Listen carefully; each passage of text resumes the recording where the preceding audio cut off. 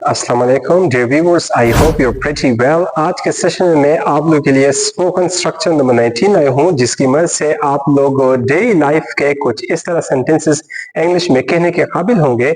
जैसे कि हम कहते हैं, कभी तो अपनी ड्यूटी को ईमानदारी से भी किया करो, कभी तो सच भी बोला करो, कभी तो दूसरों को भी कुछ खिलाया करो, क्योंकि आप हमेशा दूसरों से कहते रहते हो।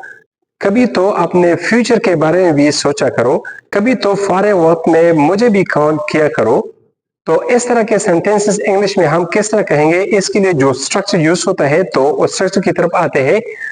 स्ट्रक्चर है डू एवर, और इसके बाद फर्स्ट फॉर्म द वर्ब है, और इसके बाद आप लोग सिंपल ऑब्जेक्ट भी मेंशन कर सकते हो, और आप लोग नाउन फ्रेज भी मेंशन कर सकते हो। Suppose do ever do your duty honestly, कभी तो अपनी ड्यूटी ईमानदारी से भी कर लिया करो।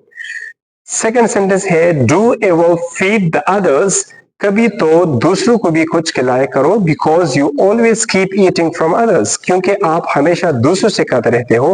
तो अगर आप लोग के कुछ इस तरह दोस्त हो, तो आप लोग ये सेंटेंस अपने दोस्तों को डेडिकेट करें। Do ever think about your future, कभी तो अपने मुस्तकबिल के बारे में भी सोचा करो। Do ever speak the truth, कभी तो सच भी बोला करो, क्योंकि आप हमेशा झूठ बोलते रहते हो, because you always keep telling a lie. Last one है do ever call me when you are free, कभी तो फारिग वक्त में मुझे भी कॉल किया करो। तो एंड में कुछ सेंटेंसेस आप लोग के असेसमेंट के लिए मैं देता हूं। अगर आप लोग इस स्ट्रक्चर को समझ गए हो, तो आप लोग इन सेंटेंसेस को स्ट्रक्चर की मदद से ट्रांसलेट करके कमेंट बॉक्स में शेयर करें।